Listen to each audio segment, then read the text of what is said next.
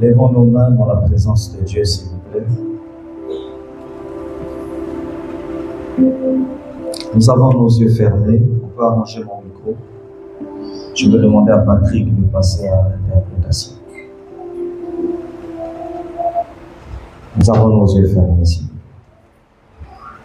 Nous allons adresser à Dieu cette prière. Notre Père, allons-y ensemble. Notre Père, toi qui es dans les cieux,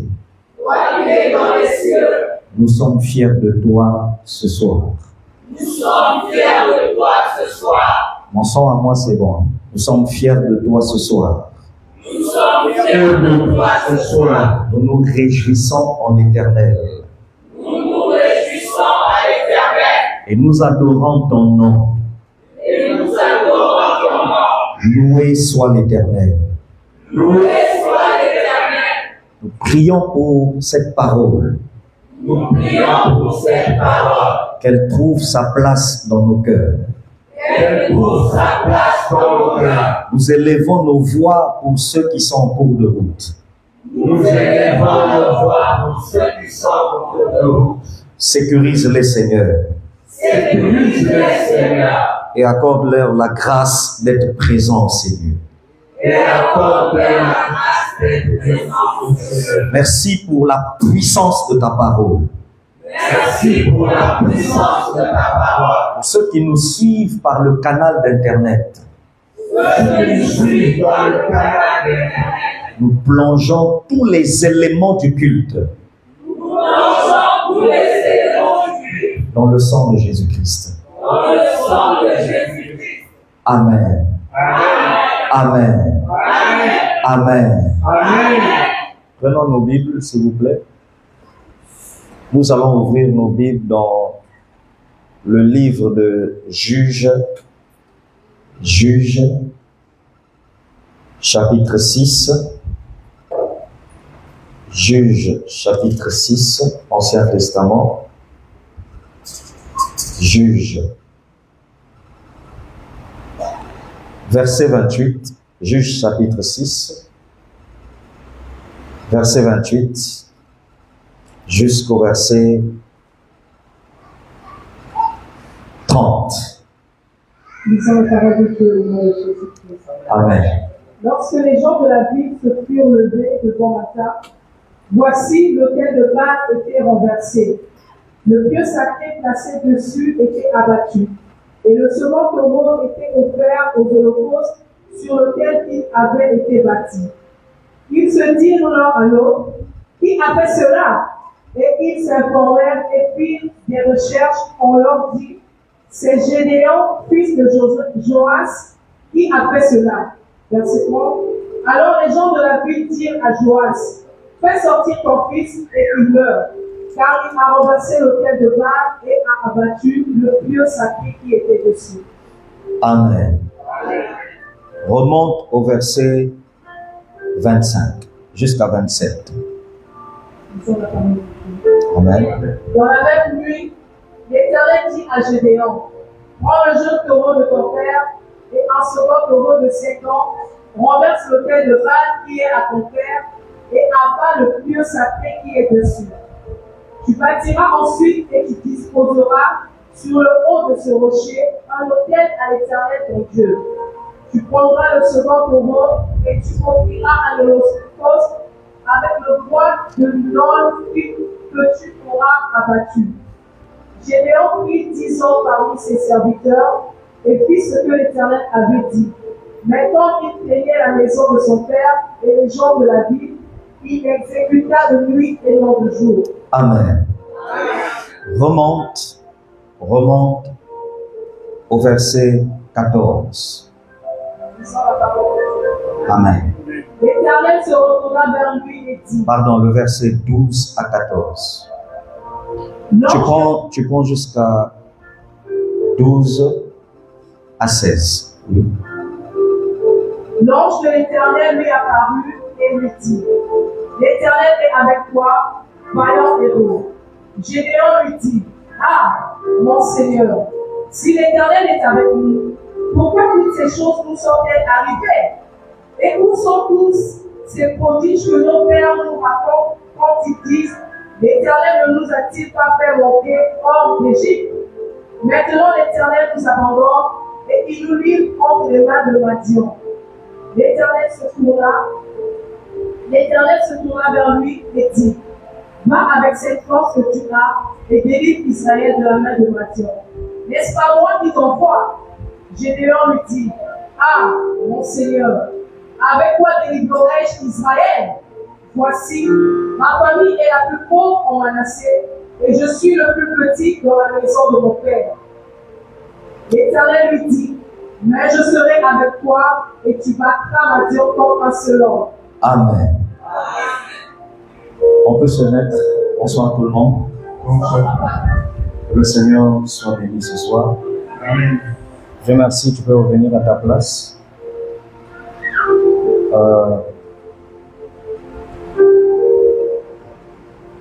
Bienvenue, je veux que tu viennes t'asseoir. Quelle est la maman qui est avec l'enfant là-bas? S'il aurait, qu'elle fasse le protocole. Viens te mettre devant ici.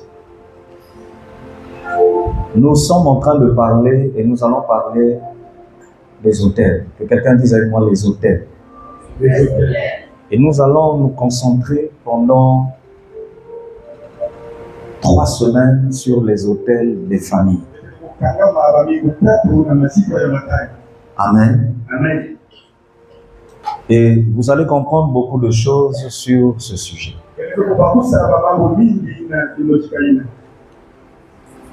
L'une des raisons pour laquelle je parle des autels, c'est simplement parce que j'ai fait un constat dans les familles qui existent au monde entier. Et le constat que j'ai fait est alarmant. Le constat est grave. Je me suis rendu compte que plusieurs familles ne comprennent pas certaines choses qui leur arrivent. En parlant de famille, je parle de la famille en général. Papa, maman, les enfants, petits frères, grands frères, ça va? Neveux, cousins, tout le monde en général.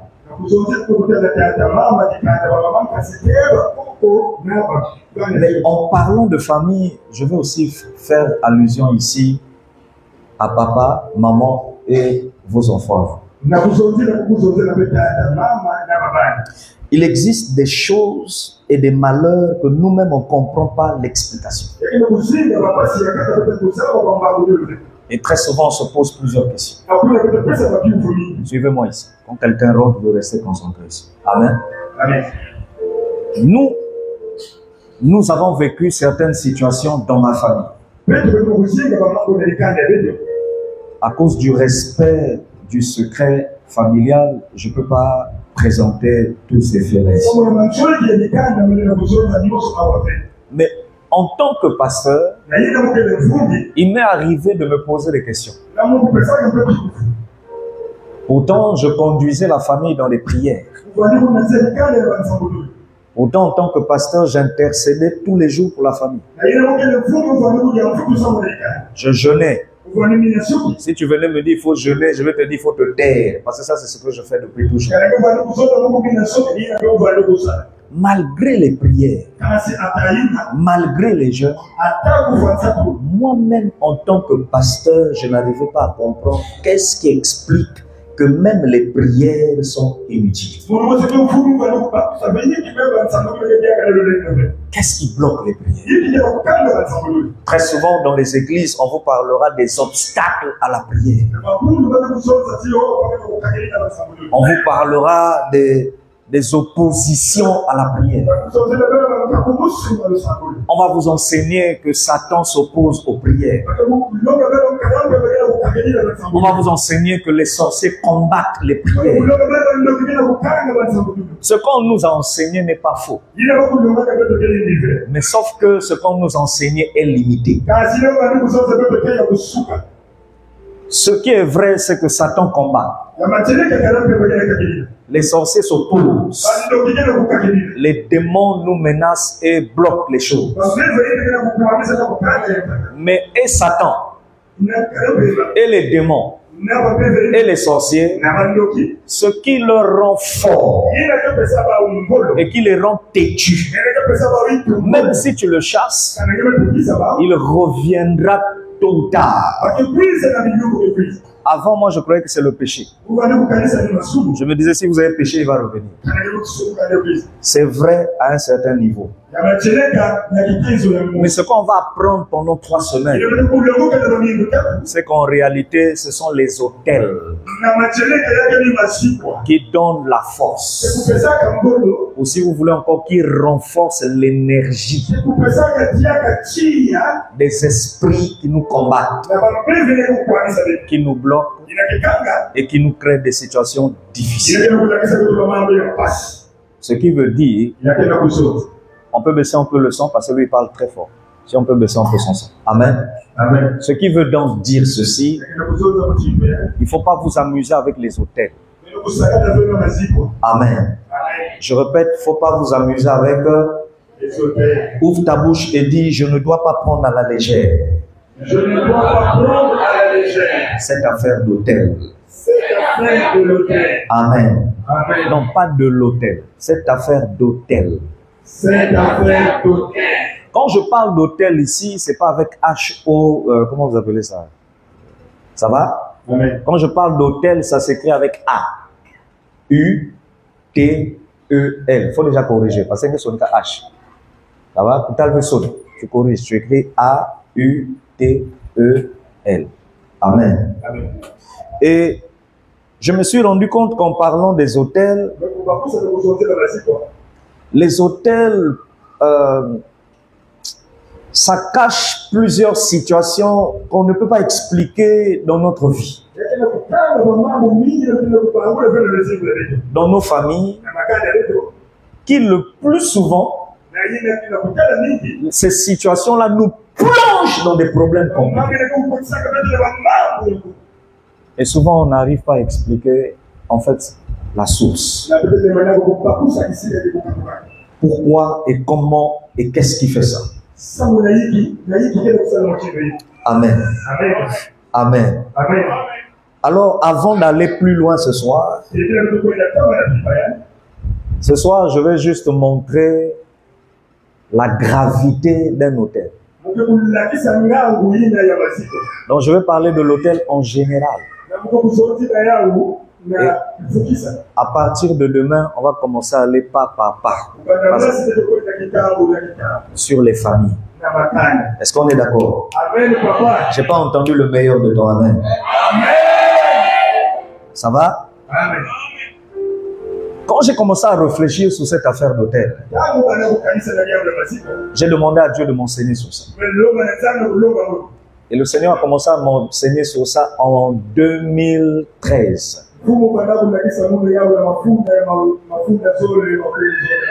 Avant 2013, moi j'ai commencé le ministère en 96-97.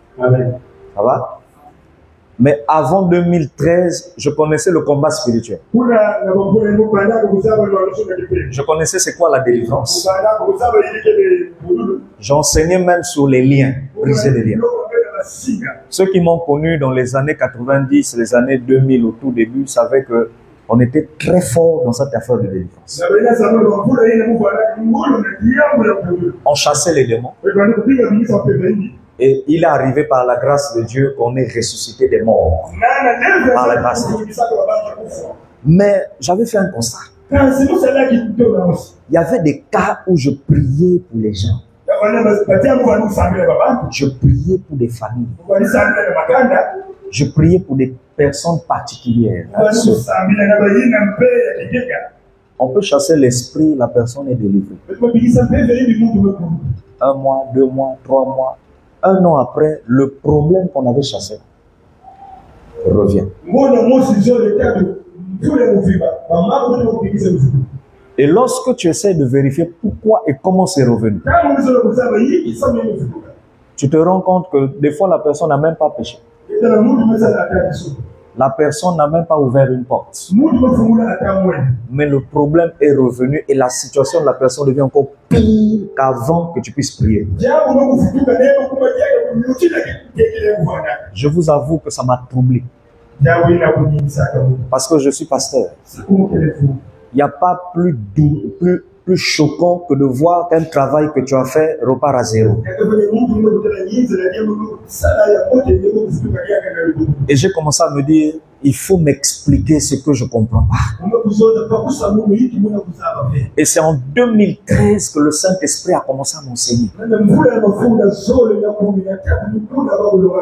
Jusqu'à ce que Dieu a ouvert les portes des voyages. Et un jour, il y a un homme de Dieu à l'étranger qui m'a dit, il m'a versé l'huile sur la tête et puis il a dit, dans 3 ans. Quand je compte la période où il avait dit ça jusqu'à aujourd'hui, 3 ans, c'est 2025. Il a dit, dans 3 ans, on parlera de toi en Afrique francophone. Il a dit, dans la francophonie,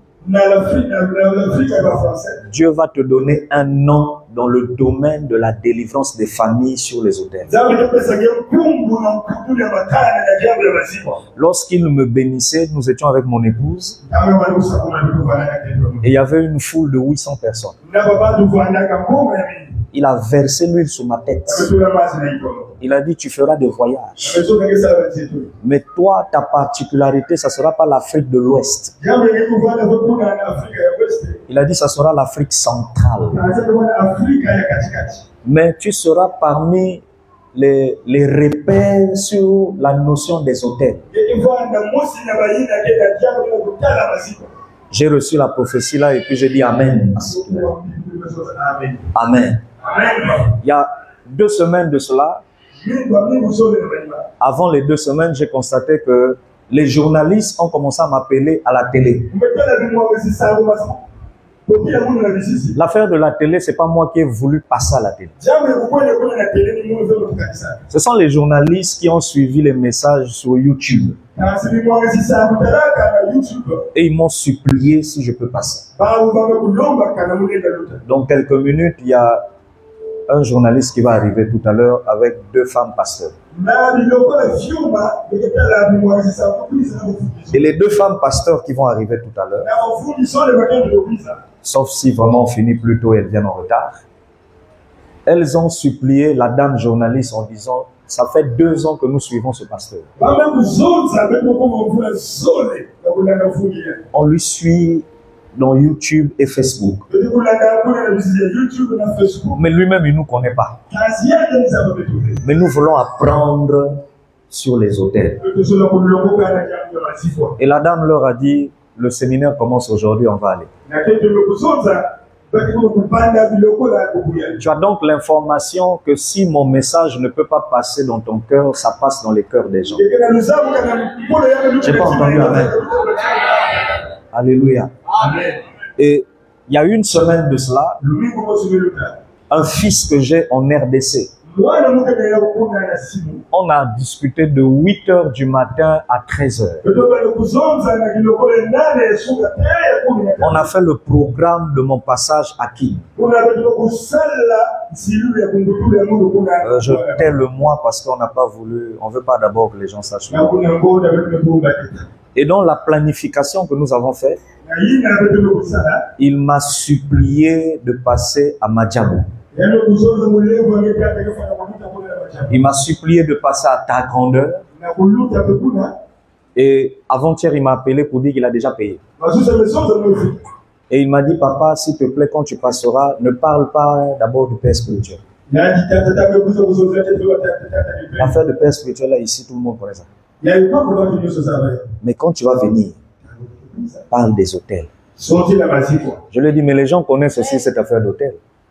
Il a dit, mais la manière dont toi tu expliques ça, il y a une différence.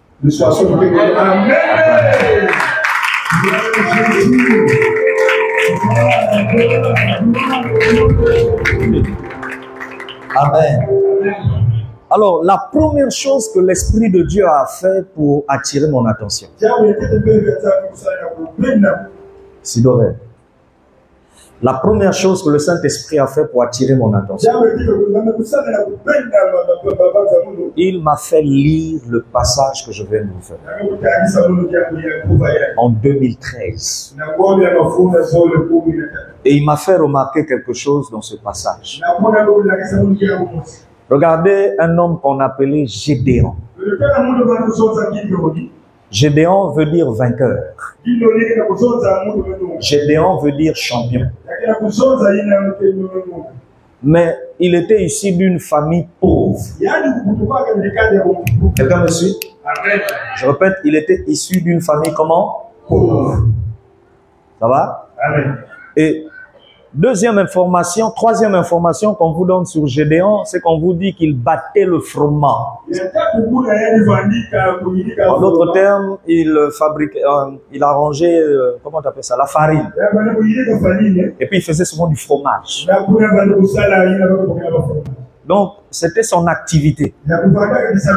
Et c'était la boulangerie de son père. Ça va? Et lorsque il était dans l'exercice de son travail, un jour, un ange va lui apparaître. Et lorsque l'ange va apparaître à Gédéon, est-ce qu'on peut parler en Kikongo, en français? Ça peut aller? Ça peut aller? Ça peut aller? On acclame Dieu pour lui. Ça va? Suivez-moi. Lorsque il arrive, l'ange vient lui apparaître. Le son, s'il te plaît. L'ange vient et apparaît à Gédéon. Et l'ange va lui dire quelque chose qui m'avait choqué à l'époque. L'ange lui dit, vaillant héros. Vous avez compris ça? Vaillant héros. Papa, d'abord, on t'appelle vaillant. Deuxièmement, on t'appelle comment? Héros. Un héros, c'est un vainqueur. Chilobo. C'est ça, non? Amen. Hein? Amen. Comment tu peux appeler vainqueur un boulanger? Attendez. Et comment tu peux traiter et qualifier de vainqueur un boulanger qui est dans la famille la plus pauvre de la ville? Je ne sais pas si vous êtes en train de comprendre. Ça va? Amen. Et comment tu peux appeler vaillant héros un monsieur qui ne s'est jamais battu de sa vie? Tout ce qu'il sait faire, c'est fabriquer de la farine. Travailler la farine. Toi, tu viens et puis tu lui dis vaillant héros. Et lorsqu'il commence à paniquer, il dit, mais pourquoi cette salutation? Pourquoi tu m'appelles vaillant héros? On lui dit, mais toi, tu es un vaillant héros. Parce que c'est toi que Dieu a choisi et c'est toi qui vas vaincre la nation qu'on appelait Madian. Madian veut dire confusion. Ça va? Amen. Donc, en d'autres termes, c'est toi qui vas arrêter la confusion dans ta famille. Va me voir. Va me comprendre. Ça va? Amen. Madian était un pays qui combattait Israël. Dans Israël, il y avait une tribu qu'on appelait Manassé. Et dans Manassé, dans la tribu, l'ethnie, le patois, il y avait une famille qui était la famille de Gédéon. On peut avancer? Maintenant, Dieu vient te dire, c'est toi qui as été choisi pour aller vaincre et renverser les ennemis qu'on appelle confusion. La première chose, l'Esprit de Dieu m'a montré que dans toutes les familles, il existe des esprits de confusion. Amen. Amen. Je vais avancer? Amen. Je m'explique. Tu as rêvé que tu as eu le bac. Tu arrives à l'examen, tu échoues. On appelle ça comment? C'est une confusion. Tu as rêvé que tu t'es marié, mais dans la réalité, tu ne te maries pas. C'est une confusion dans ta vie. On peut avancer? Hein? Parce que vous n'avez pas idée du nombre de fois que j'ai fait des rêves. J'ai eu des songes où moi j'ai vu qu'il n'y avait plus de gens dans la salle. Tu dors, tu te réveilles, tu viens au culte, il n'y a même pas de gens jusqu'à dehors. Comment on appelle ça? Confusion. Confusion. Maintenant, Dieu vient te dire, c'est toi le Tilobo qui va délivrer les gens de la famille de l'esprit qui vient changer les choses. Aïe! Regardez la réaction de Gédéon. Gédéon dit, je suis le plus petit, c'est ça, de ma famille. Et de ce fait même, en dehors du fait que je sois le plus petit, il dit, je suis aussi le plus, ma famille est la plus pauvre. L'ange lui répond, comme si on dit, il ne s'occupait même pas de ce qu'il disait. L'ange lui dit, va avec la force que tu as. Ça, c'est l'appel. Dieu t'a appelé au ministère. Et il te donne une prophétie. Tu vas réussir. Tu deviendras cadre. Tu deviendras chef. Okomala. Ça va? Okomota. Tu vivras ceci. Quand l'ange finit de lui dire ça, Gédéon fait une offrande. Et puis, avant que l'ange parte, Gédéon dit, c'est bon, j'ai compris la mission, je vais aller me battre. Ça va? Je vais aller me battre. Au moment où il s'apprête à aller se battre, l'ange lui dit, attends. Ça va? Même si je t'ai donné la prophétie, même si je t'ai dit tu es un vaillant héros, avant d'aller te battre, va d'abord détruire. Que quelqu'un dise détruire. Détruire. Est-ce que vous êtes en train de comprendre là où je vous emmène? Ça va? Va d'abord détruire l'autel que ton papa a construit, a bâti, en l'honneur d'un esprit qu'on appelait qui? Baal. L'ange lui dit, va détruire ça. J'ai posé la question au Saint-Esprit, pourquoi, malgré la prophétie, l'ange va dire à Gédéon, va d'abord détruire ça? Le Saint-Esprit m'a dit, parce que les autels diaboliques, sataniques des familles, excusez-moi l'expression, c'est peut-être pas posé, mais les autels sataniques s'en foutent de prophéties que tu as reçues.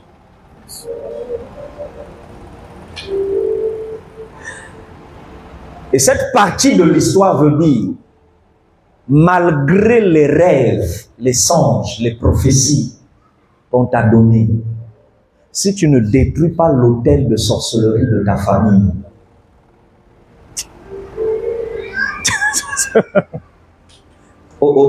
est-ce qu'on peut avancer? Je répète, si tu ne détruis pas, tu ne réussiras pas. Et tu ne verras pas les prophéties s'accomplir. Nous sommes en train de parler ici de quelqu'un qu'on a appelé comment? Vaillant. Et quelqu'un qu'on a appelé comment? Vainqueur.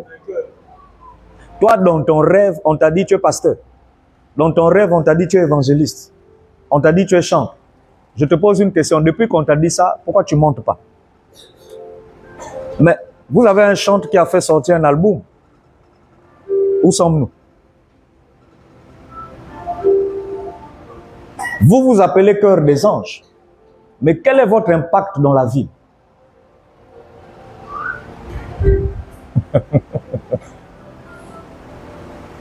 Moi, je ne sais pas si vous êtes au même niveau que moi, hein, si vous essayez de comprendre ça. C'est-à-dire, tu peux recevoir des prophéties, mais il y a des autels. Si tu n'as pas détruit ça, tu diras, Nzamba Benginga. Le ciel sait que Dieu t'a appelé, mais l'autel sait aussi une chose. Tu n'as pas le droit de vivre ce que Dieu t'a dit. Tu n'as pas le droit. Vous avez si bien à comprendre. Hein? Je répète, tu n'as pas le droit de vivre.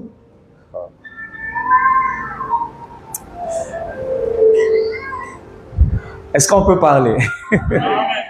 Ça va? C'est pourquoi vous voyez, il y a des gens qui ne comprennent pas la source de leurs problèmes. Le véritable problème, c'est qu'ils n'ont pas détruit l'autel. Tout ce qu'ils ont fait, c'est démon sort. Mais le démon que tu as chassé là, mais lui-même, il vient de quelque part.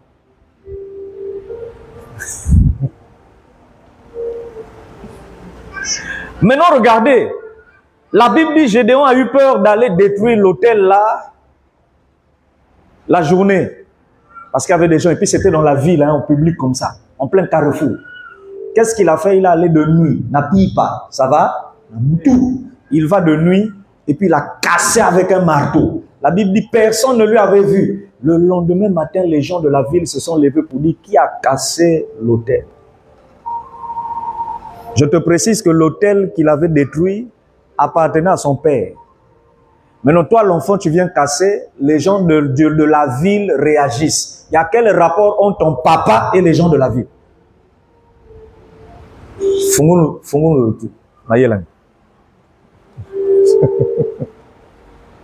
Vous allez comprendre pourquoi dans certaines familles, lorsque vous découvrez certaines églises où on peut vous orienter dans la délivrance totale de votre vie, vous voyez la famille se lève et puis dit, je ne veux plus te voir aller dans cette église. Papa, toi-même tu te poses des questions, qu'est-ce que le pasteur là t'a fait? Qu'est-ce qu'il t'a fait? Et dans notre famille, c'est pire. C'est quand on commence à suivre un programme que vous allez remarquer, il y a comme un vent, une influence. C'est quand on a dit délivrance des influences de l'autel. L'influence de l'autel. Il y a comme une influence qui vient s'interposer entre le berger qui devait te délivrer et toi-même. Donc un problème tombe, baya, vous vous séparez. Ce que tu ne comprends pas là, c'est que ce que tu appelles pasteur Nyongisa Mounou, ce n'est pas Nyongisa, c'est l'autel qui a parlé.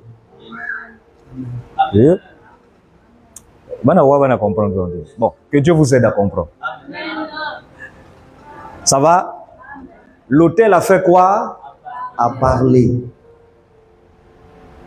Voilà pourquoi Dieu dit, petit, je sais que Ngamoko a Bengio, je le sais. Mais au niveau là, si tu vas avoir la victoire, détruis l'autel. Maintenant, vous allez me dire, mais oui, mais quelle est la preuve que c'est l'autel qui contrôlait Gédéon? Mais la preuve, elle est simple. Gédéon dit, ma famille est la plus quoi? La plus quoi? Et n'oubliez pas qu'au début, on a dit, il travaillait dans la boulangerie de qui? La boulangerie de qui? De son père. La boulangerie de son père. Ça veut dire que son papa était un boulanger. S'il était un boulanger, c'est qu'il avait de l'argent. La famille était pauvre, mais est-ce que le papa était pauvre? Ah? Toi, ton père, il est boulanger, il travaille au port, il a même des bateaux, il est pêcheur. Et puis toi, l'enfant, tu ouvres ta bouche, tu dis, ma famille est très pauvre. Et moi-même, je suis plus que le mot pauvre. Les gens vont te dire, mais comment tu expliques que votre père monte et vous, vous descendez?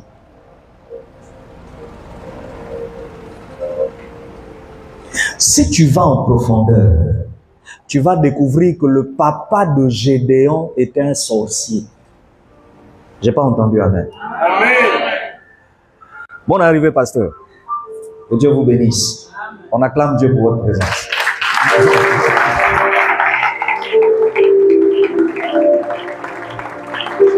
Ça va? Jusque-là, ça va?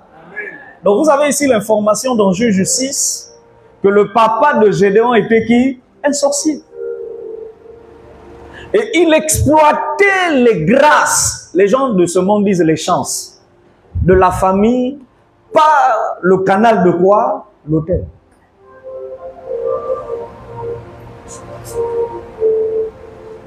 Et vous allez remarquer, il y a des familles comme ça où tout le monde est pauvre, sauf une personne.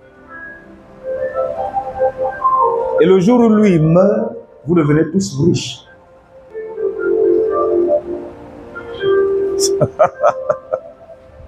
Donc, l'autel aspirait la richesse de qui? De la famille. Et ça n'aspirait pas que la richesse, ça aspirait les victoires. Voilà pourquoi Dieu va dire à Gédéon, va d'abord détruire ça. Va détruire. Si tu ne détruis pas l'autel de sorcellerie que ton père a bâti, malgré que je t'ai appelé au ministère, malgré qu'il y a la prophétie, tu vas échouer.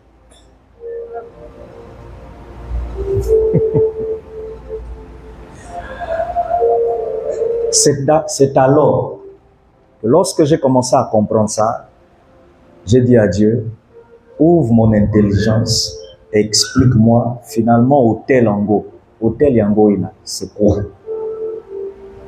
Amen. Quelqu'un a compris? Amen. Dis avec moi, un hôtel peut être défini de plusieurs manières.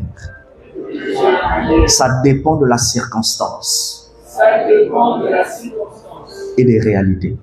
Amen. Amen. Première définition que nous allons accorder au mot hôtel. Un hôtel, c'est un lieu d'adoration. Dis avec moi, lieu d'adoration. C'est-à-dire, c'est un endroit où on vient faire quoi? On vient faire quoi? Adorer Dieu. Ça va? Deuxième information, un hôtel est un lieu ou un endroit consacré à des sacrifices. Je répète, un hôtel c'est un lieu, bon lieu veut dire endroit, hein, consacré à quoi? Des sacrifices. On peut avancer? Est-ce qu'on peut avancer? Troisième information sur l'autel, c'est une table à manger spirituelle où les esprits sont nourris. Aïe. C'est compliqué, hein? Je répète, c'est une table à manger. Quand on dit table à manger, il ne faut pas penser que, ah, donc hôtel, que table à manger? Non, c'est pas ça. C'est pas ça. Amen. Lorsqu'on dit c'est une table à manger, c'est une manière de parler de façon symbolique. En fait, c'est comme une métaphore. Ça va? En d'autres termes, ça veut simplement dire que là où un hôtel est bâti, les esprits sont nourris. Ils n'ont pas compris. Ça va? Là où il y a un hôtel qu'on a bâti, les esprits font quoi? Et se nourrissent. Mais se nourrir là, ça dépend, ils se nourrissent de quoi? Il y a des esprits qui se nourrissent du sang. Il y a des esprits qui se nourrissent de l'argent que vous versez là-bas. Oh. Ça va? Il y a des esprits qui se nourrissent de quoi?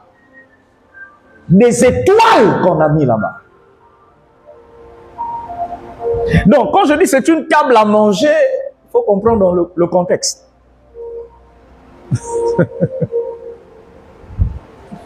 Ça va?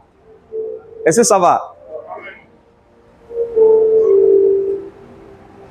Que quelqu'un dise un hôtel. Parce qu'aujourd'hui, c'est l'introduction. Hein? À partir de demain, on va commencer les faya.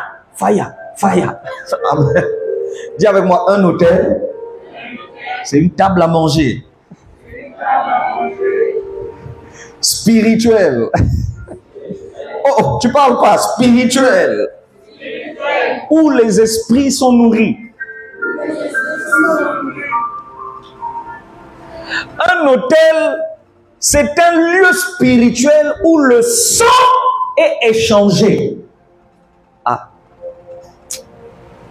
C'est un lieu où le sang est comment? Échangé. On échange le sang. Je peux parler? Ça va? J'ai dit c'est un lieu où le sang est comment? Contre autre chose.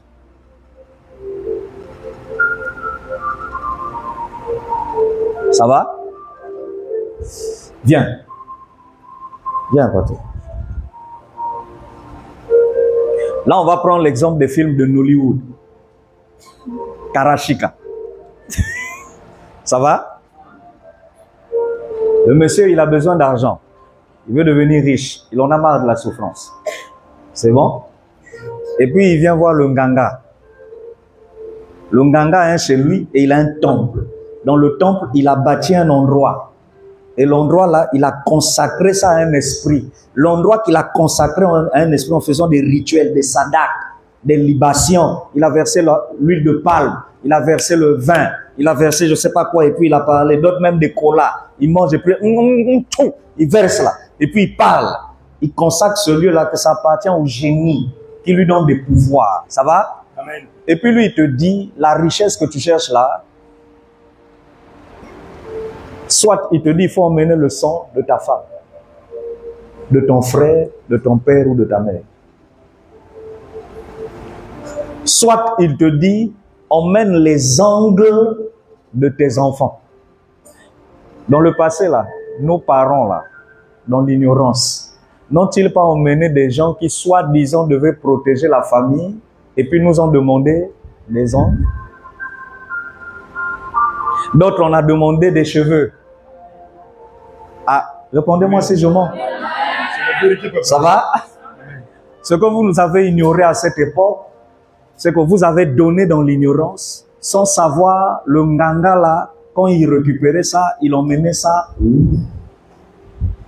Maintenant, là où il emmenait là, il dépose ce que toi tu lui as remis. Or, tu lui as remis ça parce que tu désires obtenir autre chose. Toi, tu veux obtenir le succès, le mariage, la réussite, ou tu veux obtenir quoi? Le voyage, la domination, les postes, ou tu veux obtenir des enfants, la richesse. Maintenant, lui, il prend ce que toi, tu lui as donné, que lui t'a demandé, il dépose ça là pour nourrir le génie. Quand le génie est d'accord, toi, tu reçois quoi en retour? Ce que tu as demandé. Donc, un hôtel, c'est un lieu d'échange et de transaction.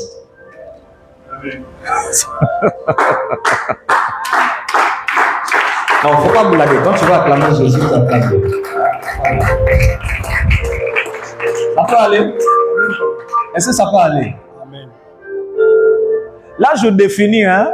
Ne vous en faites pas, après on va parler des origines. Vous allez comprendre que même cette façon de faire des marabouts, des sorciers, là, ils ont copié ça quelque part. Amen. Mon frère, mon ami, tu vas arriver dans une église, tu expliques ton problème. L'homme de Dieu te regarde, il reçoit une révélation, il dit, pour ton problème là, si tu veux être délivré, fais une offrande. Et puis il te dit, viens déposer ça où? Sur l'autel. Il dit, prie là où tu as déposé, puis rentre chez toi, c'est fini. Dès que tu poses l'action, tu rentres chez toi, même Manissa. Cette façon de faire, ce ne sont pas les pasteurs qui ont copié ça des marabouts. Ce sont les marabouts qui ont copié ça de Dieu.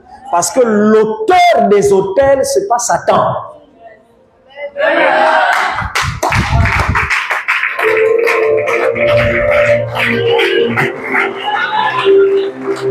Est-ce que quelqu'un comprend ça?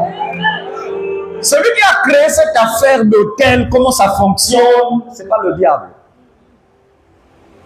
On peut avancer? C'est Dieu. Je referme la parenthèse. Souffre un peu. Un autel est encore défini comme étant un portail. Aïe. Ne vous en faites pas, on a 3 semaines. Dans les 3 semaines, on va rentrer dans les précisions.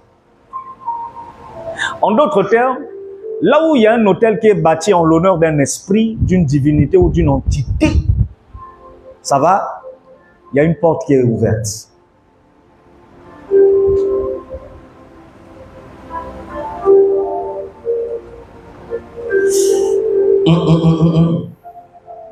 Quelqu'un comprend?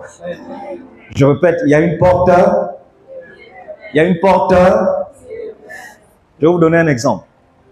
Vous prenez votre balai de nuit. Parce que les gens pensent que quand on parle d'hôtel, donc, menga, et puis va me verser menga, bazui makila, et puis on a fait ceci. Pas toujours, hein? Ça va? Et puis la nuit, vous êtes en train de balayer votre chambre, vous balayez votre maison, et vous déposez le lot, le tas de sable à l'angle de la cuisine, ou de la porte, ou du couloir. Et vous vous dites, je vais enlever ça quand? Demain. Est-ce que vous savez que la saleté que vous avez balayée et puis rangée à l'angle, c'est un autel et c'est une porte que vous avez ouverte aux esprits des ancêtres? Ah. Parce qu'au village, il y a une loi au village qui dit qu'on ne balaye jamais la nuit. Amen. cherche à comprendre pourquoi au village on dit qu'il ne faut pas balayer la nuit. Le motif pour lequel on interdit de balayer la nuit au village. Je n'ai pas parlé de nous les chrétiens, hein, parce que nous les chrétiens, en Christ, on peut le faire. Mais encore, il faut prier. Amen. Mais non, moi je vous parle d'abord des sources de ces problèmes-là. C'est-à-dire, au village, on interdisait de balayer la nuit, parce que quand vous balayez la nuit, en balayant, vous ouvrez les portails pour appeler les esprits errants, les esprits qui errent, qui se baladent et qui n'ont pas de lieu de repos. Donc quand ils marchent là, il peut passer devant la maison, il ne peut pas rentrer. Mais quand vous balayez, vous avez ouvert la porte et c'est comme un accès pour lui dire, viens rentrer.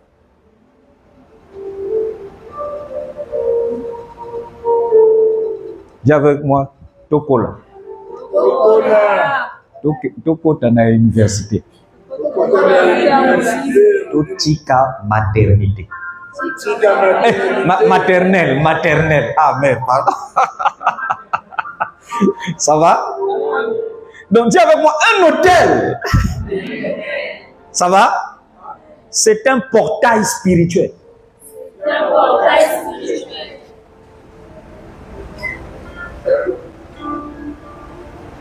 Mais regardez dans la pratique de la délivrance.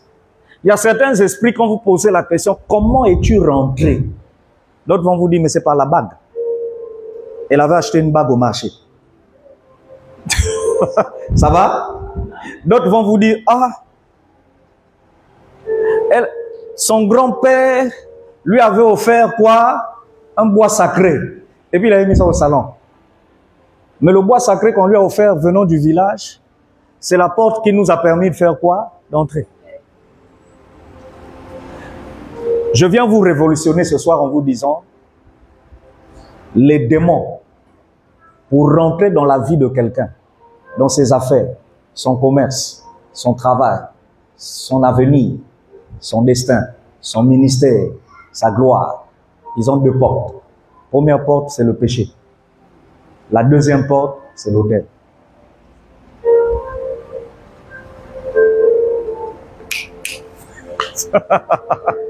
Ça va? S'il y a un hôtel là, l'esprit va rentrer. Voilà pourquoi, dans Acte 19, on vous dit que les gens avaient reçu Jésus, ils ont confessé leur péché, donc ils ont fermé la première porte, mais il fallait fermer la deuxième porte. Et la deuxième porte, c'était quoi? Ils ont pris les livres, les lecteurs de la Bible, les livres de magie qu'ils avaient et ils ont brûlé. Pourquoi? Si vous confessez seulement vos péchés sans fermer la deuxième porte, Bossali et Loco, nous allons fermer les deux portes pendant ce programme. In the name of Jesus. Oh linga, ça va se fermer. La qualité d'amen l'a fait peur.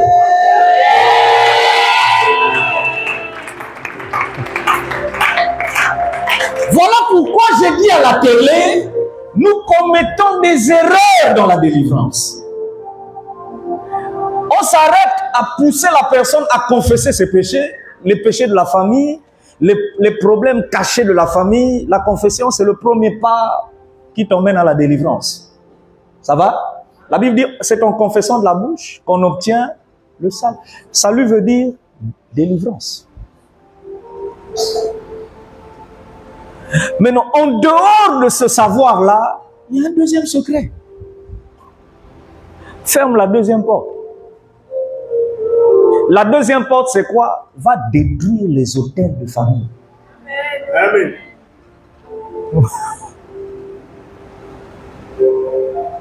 Non. Ma vie appartient à Jésus. On peut avancer? Il n'y a plus de condamnation pour ceux qui sont en Jésus. Un jour, j'ai dit à quelqu'un, mais celui qui a dit ça là, il s'appelle l'apôtre Paul.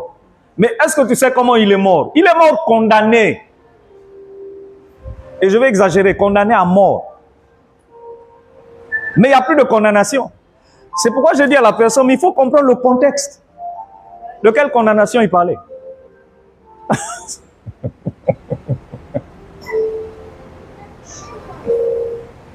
Non, dans le Nouveau Testament, Jésus n'a jamais parlé des autels. J'ai dit, tu as mal lu la Bible. Dans Matthieu 23, Jésus a parlé de l'autel sans reprocher quoi que ce soit à l'autel. D'ailleurs, même depuis Matthieu 6, il en a parlé. Il a dit, si tu reconnais que ton frère a un problème contre toi, qui s'en souvient? Il a dit, laisse d'abord ton offrande où? Laisse ton offrande où? Sur l'autel. Et puis il a dit, va d'abord faire quoi? Régler ton problème. Mais Jésus n'a pas condamné ça. Non. Il n'a pas dit que laisser l'offrande sur l'autel est mauvais. Aïe. Bon, mais papa, pourquoi Jésus n'a pas trop insisté pour ça? Mais parce que ce n'était pas la connaissance de son époque. Lui, il était venu pour une mission. Amen. Et ce savoir était pour les générations à venir.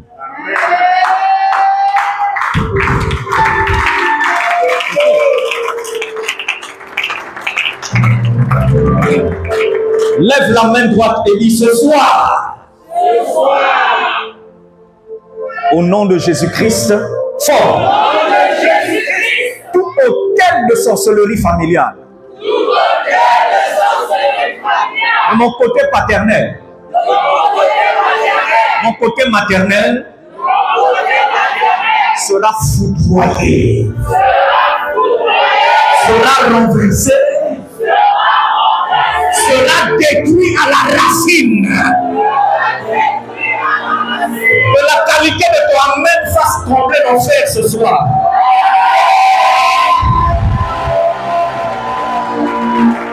Dis avec moi, mon Père, je suis un vaillant héros. Je suis né pour triompher. Je suis né pour réussir. Et faire sortir la famille de la malédiction des autels. Je le confesse et je le déclare. Lève-toi et dis amen fort.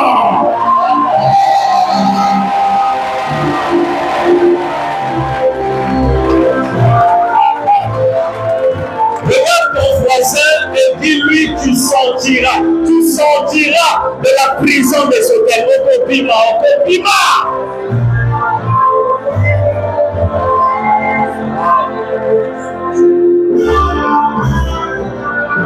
Amen. Qui est béni? Assieds-toi, on va finir. On va finir. Donc vous avez l'information que Satan n'a pas créé les autels. Satan a copié. Ça va? Il a imité. Et en imitant, souvenez-vous, Apocalypse 12, la Bible dit malheur à la terre. N'est-ce pas? Car Satan, le malin est descendu, le diable est descendu vers vous et à la mer, c'est ça? Amen. Hein? Animé d'une grande colère. Mais lui, il était au ciel. Il a vu comment ça se passe au ciel. Et il sait que dans Apocalypse 8, il y a un autel d'or devant le trône de Dieu. L'autel là n'a pas été bâti au ciel le jour où Jean a eu la vision. L'autel là existait avant la création de l'humanité.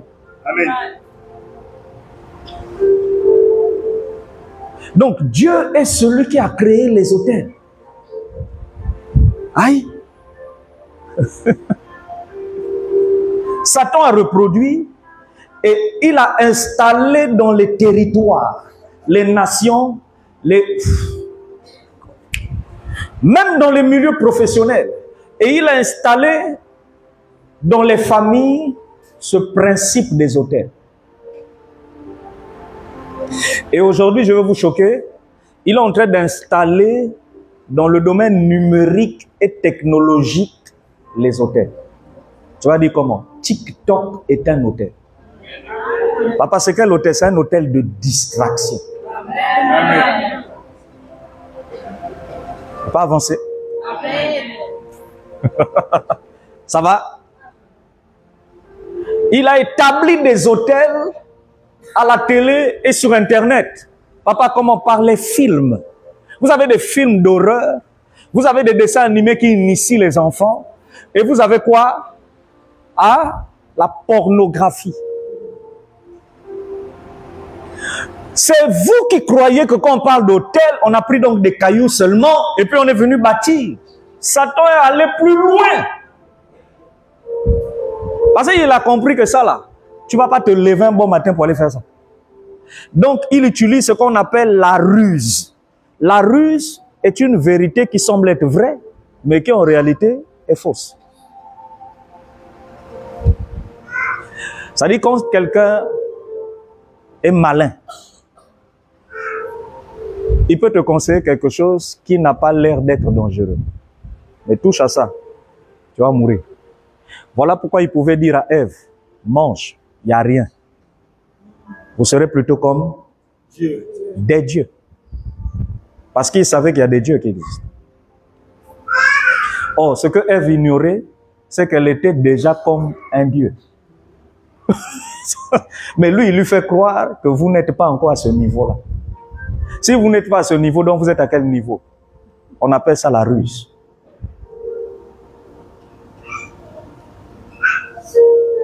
Et on voit ça dans les églises.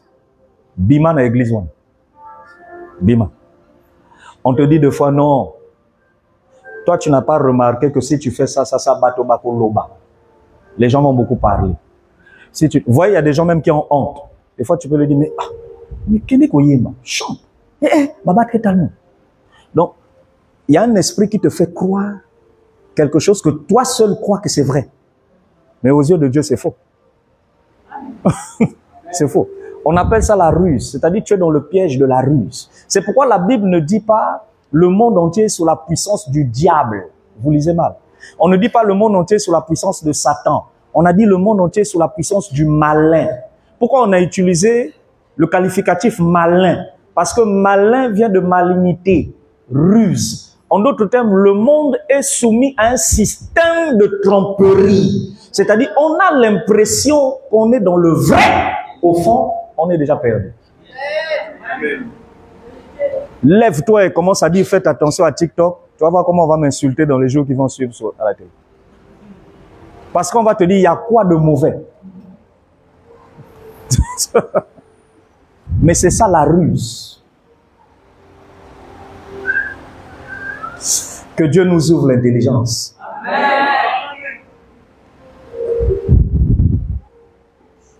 Ouvrez votre Bible. Apocalypse 8, versets 2 à 3. Ma fille, si tu es, tu peux lire. Hein? Apocalypse 8, versets 2 à 3, on doit finir vite. Oui. Amen. Ah, je suis le seul à dire Amen. Amen. Voilà. Oui. Et je vis de cet ange qui se tient devant eux, et cette trompette n'a plus de et un autre ange vint, et il se cache. Apocalypse 8, versets 2 à 3. Oui, vas-y. Et je vis cet ange qui se tient devant eux, oui. Et cette trompette n'a plus de wow. Et un autre ange vint, et il se tient sur l'autel. Oui. Ayant un encensoir d'or, on lui donna beaucoup de parfums. Il se tient où? Il se tient où? L'autel était sur terre ou au ciel? Si je vous pose la question, ça a été créé quand? D'autres vont vous dire, oh, qu'un jour une gens voient vision. Non. L'autel là existait avant la création de l'humanité.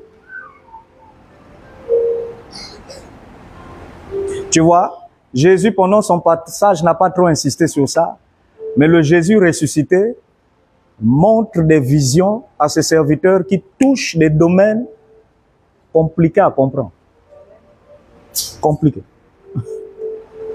On dit l'ange était sur l'autel, il faisait quoi? Il tenait un encensoir. Vas-y avec le micro. Il tenait un encensoir. Et la suite, on dit quoi? On lui donna beaucoup de parfums. On lui donna beaucoup de... Oui, continue. Afin qu'il les offrit avec les prières de tous les saints. Afin qu'il les offrit avec les prières de... J'ai besoin de 2 personnes. Bienvenue.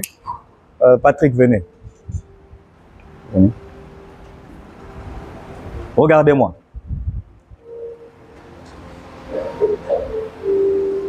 Viens. Prends la tablette là-bas. Pose ça derrière. On va se mettre là. Pose ça là. Là. Vous mettez-vous là. Ça va?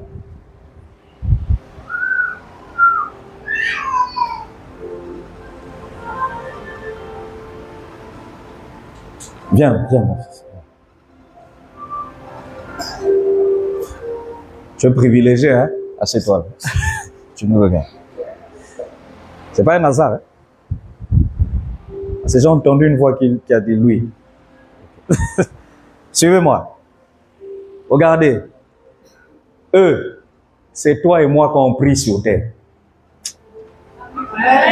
Lorsqu'on prie dans la chambre, lorsqu'on prie à l'église, lorsqu'on prie dans le temple, lorsqu'on prie dans le bureau, lorsqu'on prie dans la voiture, nous sommes sur terre.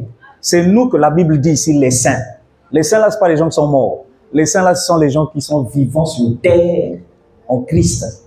Maintenant, on te dit quand nous on prie là, nos yeux ne voient pas. Il y a une opération qui se passe de l'autre côté là-bas. Mais on ne voit pas. Maintenant, Jésus nous explique ce qui se passe. Il dit quoi? Nos prières montent comme un parfum. Dans une autre version, on dit comme une fumée. Parfumée. Ça va?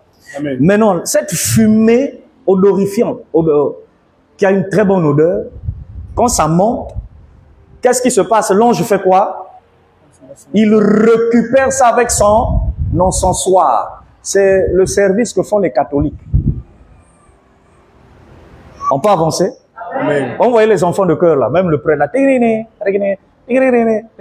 Le Seigneur soit ta... Toi tu vois mais tu comprends pas. Je ne sais pas si on se fait comprendre. Maintenant l'ange qui prend ça, il dépose ça où? Selon le texte. Regardez.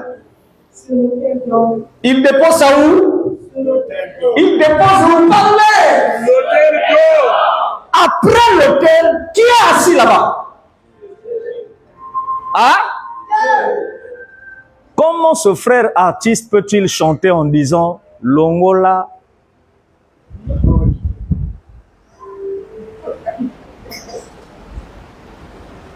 Tu as l'explication ici que quand nous on prie là, il y a des, c'est-à-dire leur service là-bas, c'est récupérer nos prières. Et l'autel ici sert de filtre. Moi-même, je ne savais pas. Je viens de recevoir ça. Quelqu'un comprend ça? L'autel sert de filtre. C'est pour filtrer la qualité de ta prière.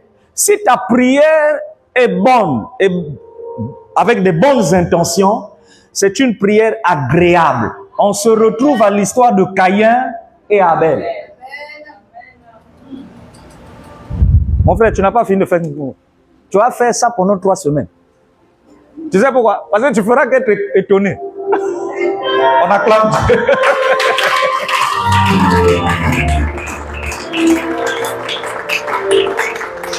Donc, il faut aller dire à Longola Ange de revoir son texte.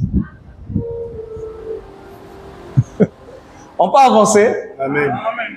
Maintenant, ce qui se passe, c'est quoi? C'est que quand on prie là, c'est là qu'on nous parle des prières agréables comme des parfums de bonne odeur. Psaume 141, verset 1 à 2. Reçois mes mains, l'élévation de mes mains comme un parfum. Oh.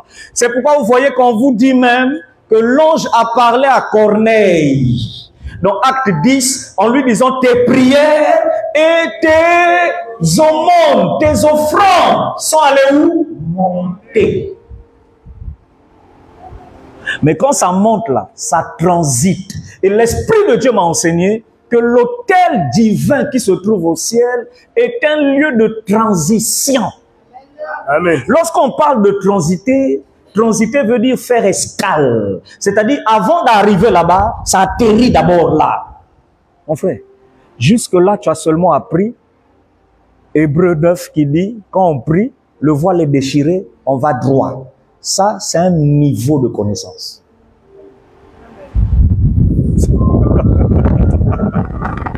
On peut avancer. Et là, on te explique un niveau de connaissance des temps de la fin. En fait, on t'explique le vrai fonctionnement de l'adoration. Donc, même quand on chante, même lorsqu'on se prosterne, c'est filtré sur l'autel. Donc, rien au ciel de nos adorations, nos prières, nos combats ne se passe sans que l'autel n'ait son mot à dire.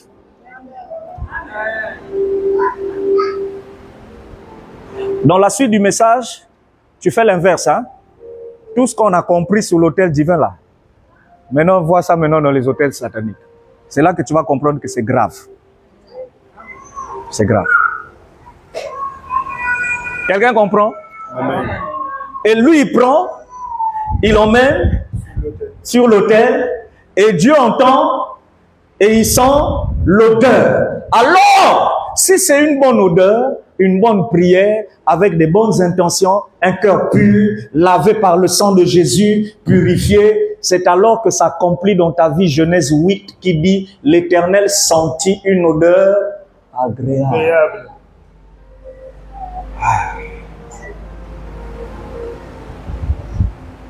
Plusieurs prient, mais leurs prières ne sont pas d'une odeur agréable.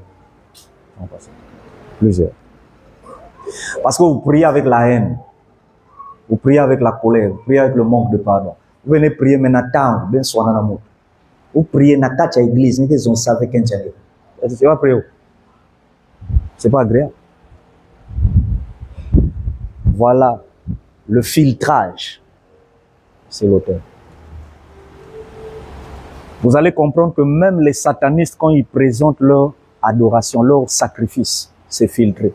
C'est pourquoi des fois ils font des sacrifices et puis on leur dit c'est insuffisant. Faut que vous ayez menga.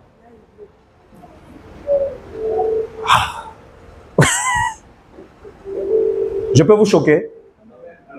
Je peux vous choquer? On va finir, hein? Je vous choque, hein? On dit choquer pour plaire. Regardez, regardez. Le sang n'a pas le même goût et n'a pas la même teneur. Teneur. Je ne sais pas si vous avez compris teneur. Hein? Ténacité. Ténacité. Comment un français plus simple? La même qualité, la même valeur dans le monde des esprits. Tu vas dire comment? Il n'y a aucun sang. Je répète, il n'y a aucun sang sur la terre des vivants qui peut supprimer et effacer le péché. Le seul sang qui peut le faire, c'est le sang d'un agneau.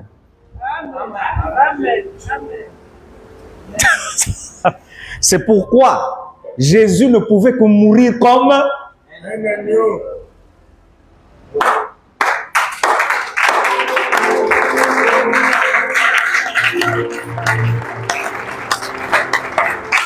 Tu n'as pas fini d'acclamer. Tu n'as pas fini d'acclamer Jésus. Non, attends, tu n'as pas fini. Ceux qui cherchent la domination, lorsqu'ils vont voir des gourous, on leur donne la domination, merci, avec le sang du lion. C'est pourquoi il y en a qui vont chez des féticheurs, il ne sait pas c'est quel sang qu'on est en train de lui donner. On lui fait des samba, des incisions. Lui, il ne sait pas le sang là, mélangé au charbon, qui tout est noir. Le monsieur là, il a eu ça où? Il ne sait pas. Et quand on lui met ça, il a la domination dans le milieu professionnel. Où il domine les femmes, elle domine les hommes. Mais c'est avec le sang d'un lion. C'est pourquoi dans la Bible, les gens qui présentaient des offrandes sur les autels n'offraient pas n'importe quel animal par rapport au sujet qu'ils avaient. Lorsqu'ils cherchaient des combats, quand ils savaient qu'ils allaient dans les combats, ils cherchaient des victoires, ils offraient les sangs des taureaux. Amen.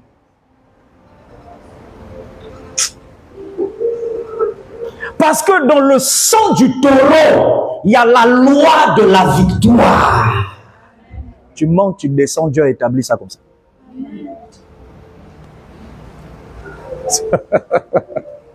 Donc Dieu a créé chaque animal avec une force cachée en lui. Et cette force est révélée par son sang.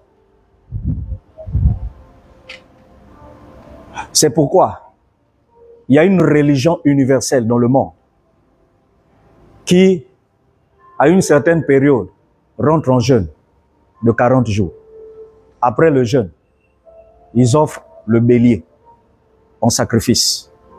Pourquoi ils offrent le bélier et ils mangent tous? Parce que le sang du bélier apporte le règne. Et lorsqu'ils mangent cet animal, en y versant le sang du bélier dans leurs autels, waouh, on peut avancer. Vous allez remarquer que tu peux faire le commerce à côté de lui. Il a sa boutique, toi tu ouvres ta boutique, lui il va régner, toi tu vas tomber.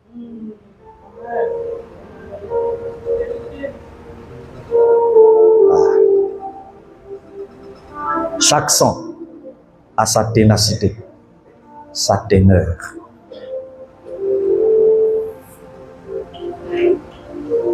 Je peux aller? Voilà pourquoi le premier qui a bâti un autel, ça va? Amen. Sur la terre des vivants, ce n'est pas Noé. Vous pouvez vous asseoir. C'est goût, hein, là-bas. Ça va? Le premier qui a bâti, c'est pas Noé. Oh, papa, quand Noé est sorti du bateau, après il a bâti un hôtel, et puis Dieu a senti une odeur agréable, c'est le premier à l'avoir fait. Non. Ça, c'est quand tu es encore un bébé. C'est ce que tu crois. Viens lire dans la Bible et découvrir qui, pour la première fois, a bâti un hôtel sur terre. Genèse chapitre 3. Lis-nous le verset 19 à 21. Lisons la parole de Dieu. Oui. C'est la sueur de ton visage que tu mangeras. Verset 19, hein? Oui. Vas-y au verset 20. Adam donna à sa femme le nom d'Ève. Oui. Car elle a été la mère de tous les vivants. Oui. L'Éternel Dieu fit à Adam et à sa femme des habits de peau. L'Éternel Dieu. Fit à Adam et à sa femme des habits de peau. L'Éternel Dieu. Fit à Adam et à sa femme des habits de peau. Que veut dire fille? Ah? Ça veut dire faire. Donc, il n'a pas créé. Ce qu'on fait n'est pas créé. Faire veut dire fabriquer. Or, ce qu'on fabrique existe déjà, mais on donne une forme à la. Maintenant, on te dit, il a fabriqué des vêtements à l'aide de quoi? Lisez, à l'aide de quoi? La peau de qui? Quel animal? Qui a tué l'animal? Où a été versé son sang?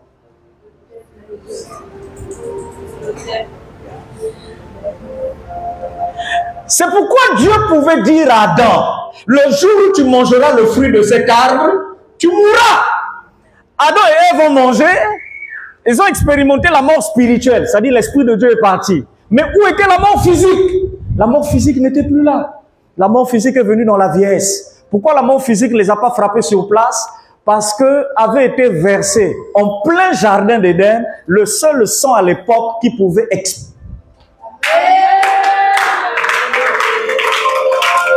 T'as compris? J'ai troublé, hein? Ça fait mal. Quelqu'un comprend ça? C'est pourquoi eux, ils pouvaient sortir du jardin. Ils pouvaient voir même les chérubins qui agitaient les épées et ne pas mourir. Ne pas mourir. Parce que quand Dieu tue l'animal, Dieu leur enseigne ce qu'il faut faire quand vous commettez des erreurs et vous devez demander pardon. Que votre pardon soit accompagné du sang d'un agneau. Adam et Ève ont expliqué ça à Caïn et Abel, ce qui s'est passé au jardin. Caïn n'a rien compris. Abel a saisi la révélation et il a fait ce que son père lui a enseigné. Attendez, parce qu'il avait la foi que ce que Dieu a fait au jardin produira des résultats puissants. C'est pourquoi on dit c'est par la foi. Pourquoi on l'appelle le prophète? On dit le sang des prophètes a été versé depuis le sang d'Abel. Abel a donné quelle prophétie?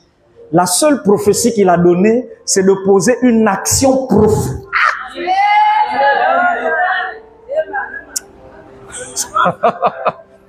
C'est-à-dire, verse le sang d'un agneau et tu auras la faveur de Dieu dans tout ce que tu fais. Or, nous sommes à l'époque où on ne nous demande pas d'aller tuer des agneaux pour verser. Mais nous sommes à l'époque où le sang là a déjà été versé. Ce qui veut dire, ne versons plus. Mais lions-nous à l'agneau et invoquons.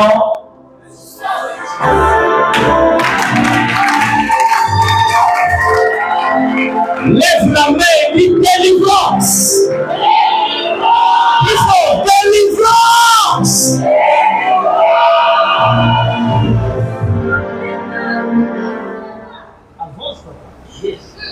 Quand Dieu fait ça là,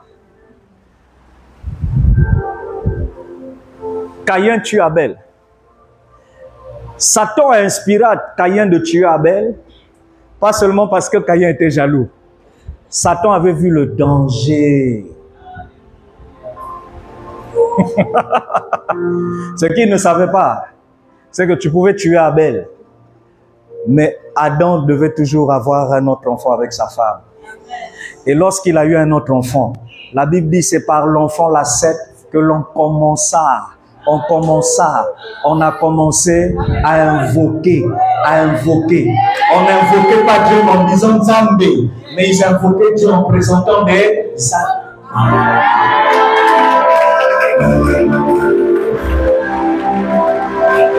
C'était une descendance des bâtisseurs d'autels.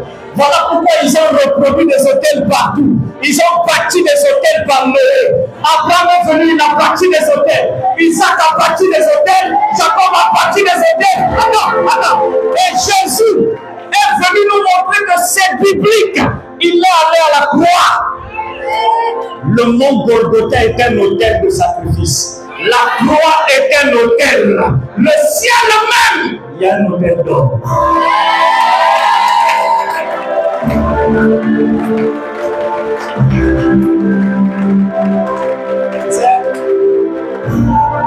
Ça, c'est des types de connaissances qui ridiculisent ton intelligence. Yes.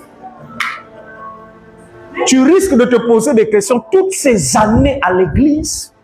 Comment j'ai fait pour ne pas comprendre ça? Dieu va te dire chaque chose. Si quelqu'un était béni ce soir, lève-toi et dis, je détruirai les hôtels de ma famille. Hôtel de mort, tu seras détruit, demande-le bien. Hôtel de blocage, tu seras détruit. Hôtel de sorcellerie, tu seras détruit. Hey! Hôtel d'humiliation, tu seras détruit. Hôtel de célibat, hôtel de blocage, hôtel de stérilité, hôtel de pauvreté. Le mal bien, tu seras détruit. Tu seras détruit.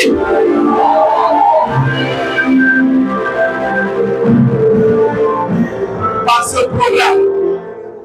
Lorsqu'on aura fini ce programme, aucun hôtel de sorcellerie ne sera encore vivant dans la famille. Amen veut dire qu'il en soit ainsi. Amen veut dire je suis d'accord. Je le dis haut et fort, aucun hôtel de sorcellerie familiale ne sera encore en vie. Les hôtels vont mourir. Les hôtels vont tomber. Les hôtels vont s'ébranler. Dieu va remuer le monde des ténèbres. Les fondations de la sorcellerie vont s'ébranler. Les hôtels qui tenaient prisonniers vont s'écrouler. Que ce soit dans les eaux, que ce soit dans les astres, que ce soit dans les forêts, que ce soit dans les tombeaux, dans les cimetières, sous le manteau du patriarche Francis Kadega, par le manteau que Dieu m'a conféré. Aucun vainqueur. Tu ne peux pas dire amen, tu as la tête baissée. Tu ne peux pas dire amen, tu es en train de lire. Tu ne peux pas dire amen et puis tu parles à voix basse. Et ton amen atteint le 3e ciel.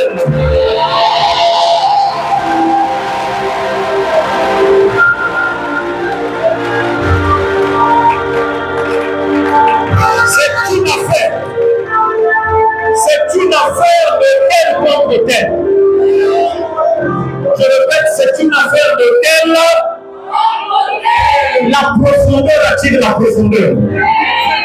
Ils ont utilisé des hôtels pour nous contrôler. Ils ont utilisé des hôtels pour nous rendre pauvres. Ils ont utilisé des hôtels pour bloquer nos ministères. Il est temps que nous nous connectons à l'autel de Dieu. Et Jésus lui-même est le plus grand des autels. Nous allons activer son sang. Nous allons asperger le sang de Jésus dans les autels sataniques. Que les autels de sorcellerie boivent le sang de Jésus. Et que leur pouvoir s'écroule. Oh, dis avec moi, ça va s'écrouler. Ça va s'écrouler. Regarde, dis, fais ça. Je marche sur les autels de sorcellerie. Les autels étaient présentés par des totems. Les autels des eaux. Les autels des frontières. Les autels des carrefours. Je marche. Je parle à l'autel de la famille. Lâche mon mariage. Lâche mon foyer. Lâche mes enfants. Je parle que tout hôtel qui a retenu l'intelligence de tes enfants. Que cet hôtel tombe et soit ridiculisé. Non, mets le sang, mais suis mon mouvement. Alléluia. Tout hôtel qui empêche aux enfants d'avoir les examens. Je lève l'autel céleste. Que l'autel de Dieu reçoive ta prière. Que cet autel soit mis en mouvement. Et que les anges gardiens de cet autel agissent en ta faveur. Que l'Éternel leur donne des ordres. Et qu'ils aillent dans les maisons. Qu'ils aillent dans les bureaux. Qu'ils aillent dans les lieux de commerce. Qu'ils aillent dans les quartiers. Qu'ils aillent dans les églises. Et qu'ils rétablissent l'ordre et l'équilibre. Que les hôtels tombent et meurent. Que les hôtels tombent et meurent.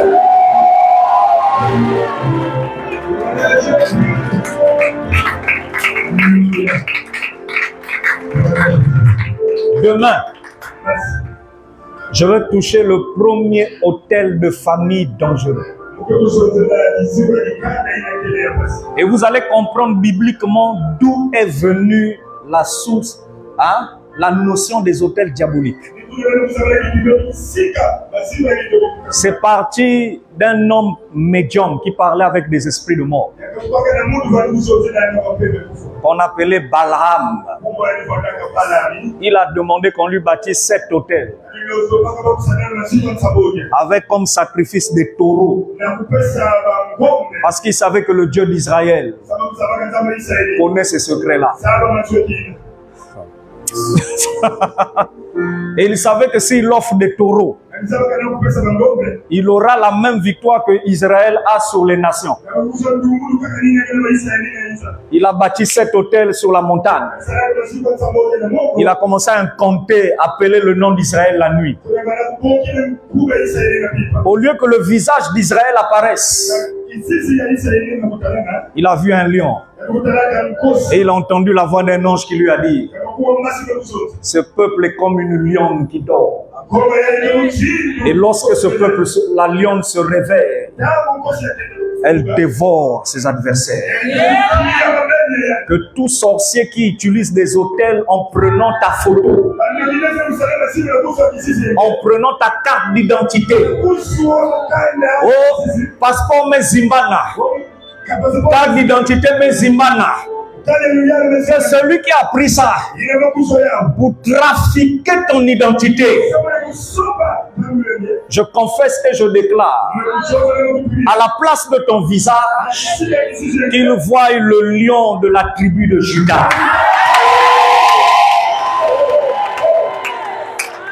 Et qu'il comprenne à partir de ce soir que l'enchantement ne pourra rien contre toi.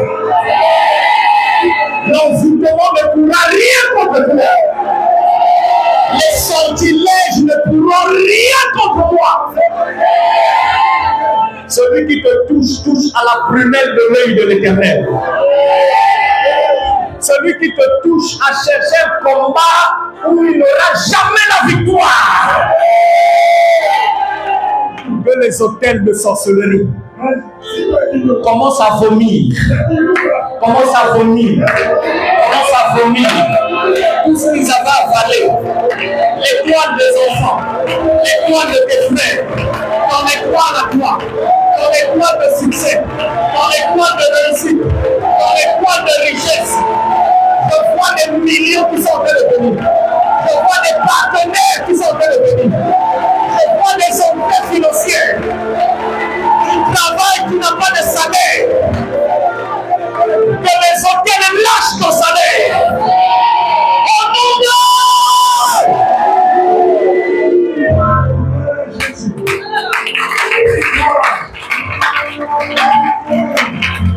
Après ce séminaire, plusieurs vont rentrer dans le mariage.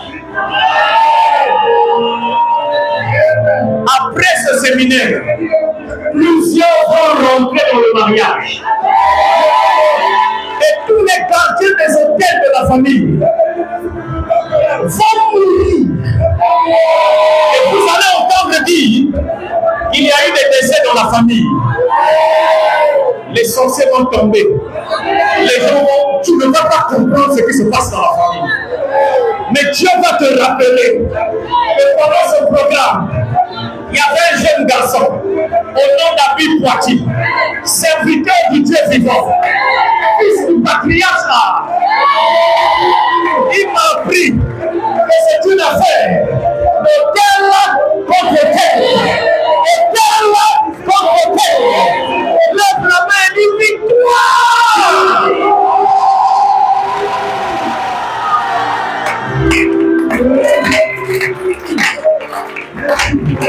Le Saint-Esprit me dit qu'il y a des hôtels d'humiliation qui sont en train de crier. Que ta vie cesse d'être humiliée. Que cet hôtel arrête de t'humilier dans les têtes. Arrête de t'humilier dans la mendicité. Tu n'arrives pas à te nourrir. Tu es obligé de demander. Tu es obligé de quémander. Tu es abandonné de tout le monde. Il y a une marmite qui parle. Il y a un miroir qui parle. Il y a une bouteille qui parle. Oh mon Dieu, je vois la destruction. Je vois comme un marteau. Je vois comme un marteau. Je vois comme un marteau. Comment ça va les mains et détruire la marmite et le miroir.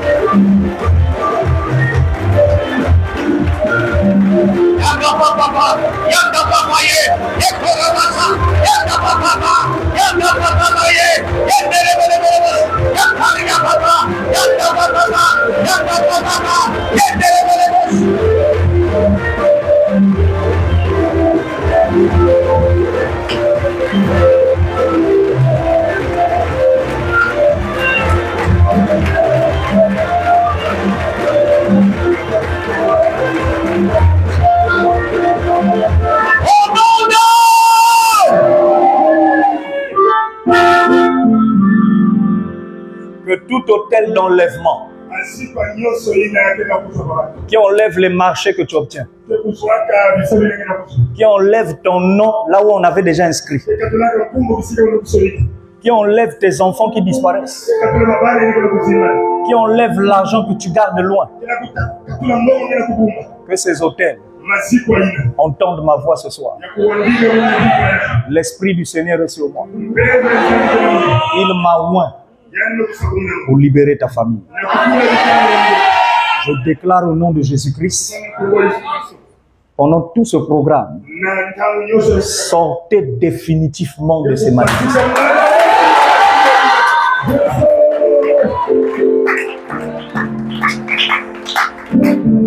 Vous voyez le frère qui a la caméra? Ça fait 2 semaines qu'il avait arrêté le travail. Il travaille dans le pétrole. Et on ne lui a pas renouvelé le contrat. Moi, je n'étais pas au courant. Et aujourd'hui, il m'a appelé ce matin. Pour me dire, papa, ça fait 2 semaines que je suis à la maison. C'est pourquoi vous me voyez tous les jours à l'église. On n'arrive pas à me renouveler le contrat, je ne sais pas pourquoi. Et il m'a dit, il y a quelqu'un qui m'a proposé le travail quelque part. Je lui ai dit, c'est bizarre. À l'heure où tu me parles, moi je te vois travailler. Mais je te vois travailler là où on ne veut pas te renouveler le contrat. Dépose quand même là où tu veux ailleurs. Mais je vois là où on te refuse là. On est en train de te rappeler. Il a dit Amen. Je lui ai dit que Dieu te bénisse. Il a raccroché. 20 minutes après, 40 minutes après, il m'envoie un message sur WhatsApp. Il dit votre Dieu est grand.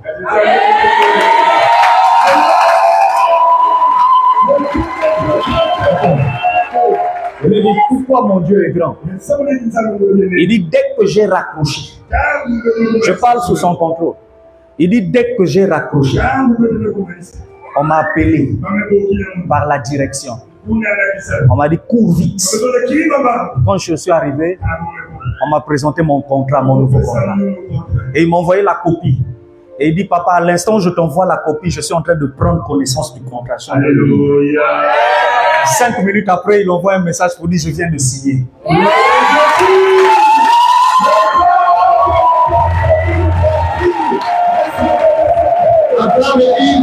Jésus, le roi des rois. Jésus, le roi des rois. Quelqu'un comprend ça? Est-ce que quelqu'un comprend ça? Est-ce que quelqu'un comprend ça? Quelqu'un m'a vu et m'a dit, papa, j'ai fait un mauvais rêve sur une des sœurs de l'église qui est enceinte. La personne m'a dit, j'ai rêvé que l'enfant était carrément saccagé. Et l'enfant était KO. Il dit, tu as rêvé? La suite du rêve dit quoi? La suite du rêve dit que la personne pleurait et personne n'arrivait à lui consoler. Mais dans le rêve, la personne m'a vu moi. Celle qui rêvait, hein? Et moi je suis arrivé. Et je lui ai dit, pourquoi vous pleurez? L'enfant n'est pas mort. L'enfant vit. Je suis venu te dire que ce qu'elle a vu dans le rêve, c'est la réalité. Or, avant ce rêve, celle dont je parle a elle-même rêvé un esprit qui est sorti de son village et qui est venu rentrer dans son ventre. Une semaine après, quelqu'un rêve que Moana Vous voyez que les hôtels reconnaissent et sentent l'odeur des grossesses. Je déclare ce soir, aucun hôtel ne va faire avorter ta grossesse. Même si tu n'as pas encore d'enfant ou la possibilité de mettre le monde, crie haut et fort.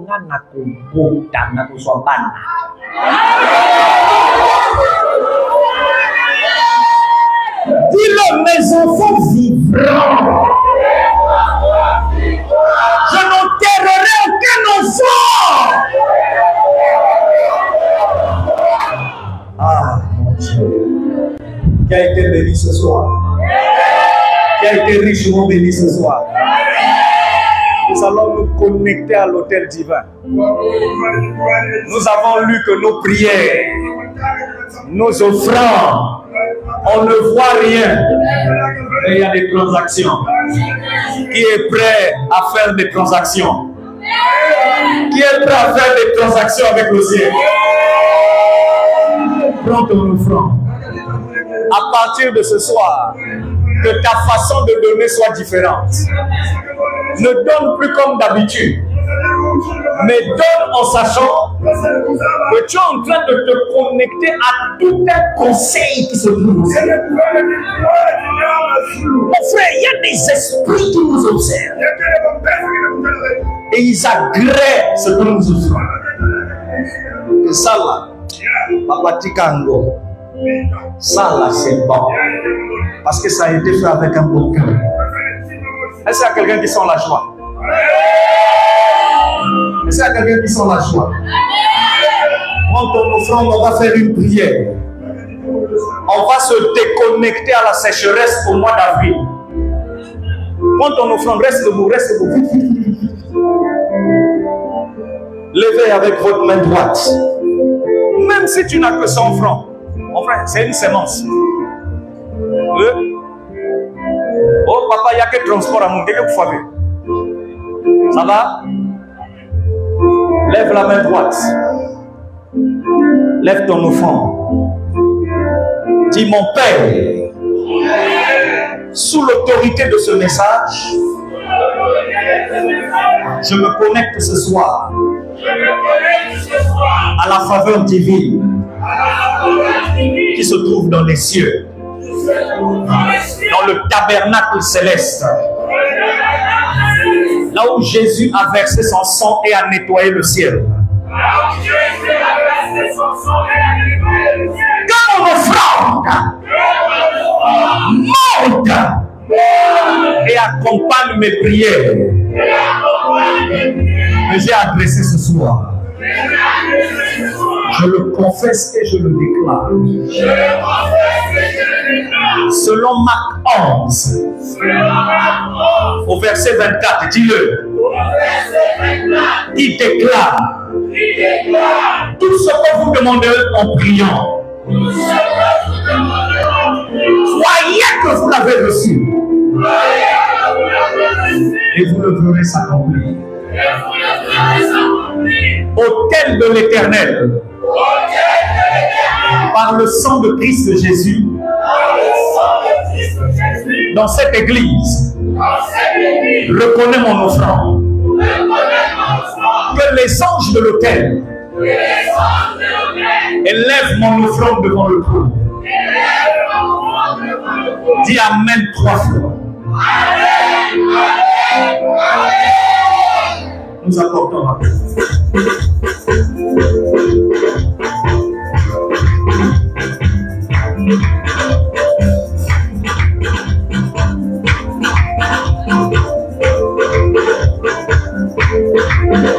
Non, c'est bon, ma fille.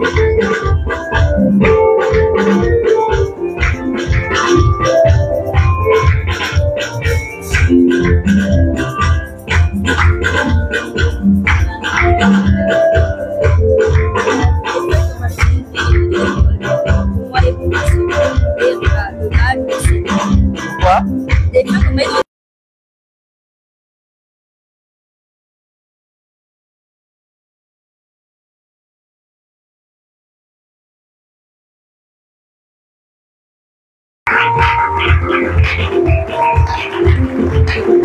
Amen. Amen. Asseyons-nous un instant. Je veux me rassurer qui a été béni ce soir. Ce séminaire ne parle pas que de toi. Ce séminaire parle de toi et ta famille. Voilà pourquoi on a dit délivrance des influences des autels de famille. Ce qui veut dire, ne viens pas seul. Emmène ta soeur, emmène ton frère, emmène ton époux, emmène ta femme. Vous avez pris la mauvaise habitude de venir seul, c'est pas bon. Ne viens pas seul. Invitez la famille. Je veux que les pasteurs de l'église réfléchissent comme moi. Moi, je prends la famille, j'emmène la famille. Tu ne peux pas venir tout séminaire, tu viens toujours seul. Invite la famille. Je n'ai pas entendu amen. Amen. Tous ceux qui sont ouvriers dans la maison de Dieu, sauvez la famille. Je sais que ce soir, ce n'est pas tout le monde qui a pu être là pour plusieurs raisons. Mais plus on va avancer, plus on va monter. Amen. Et chaque culte ne va pas se ressembler. Je répète, chaque culte ne va pas se ressembler. Il y aura des cultes qu'on va passer ici, on viendra, il n'y aura pas de prédication, on va directement prier. Amen. Amen. Amen. Dieu nous a imposé, Maman Dutricia et moi, Amen, Amen, que pendant les cultes, arrangez-vous à ne pas finir à 21h. Voilà pourquoi vous voyez les 20h30. Et nous avons décidé d'arrêter. Amen. Amen. C'est pour vous permettre d'entrer, d'avoir des transports et d'arriver chez vous. Ça va? Voici l'orientation. Dès demain, toute l'église, toutes nos assemblées, même ceux de Brazza, dès demain, nous sommes en jeûne et prière. On acclame Dieu pour le jeûne.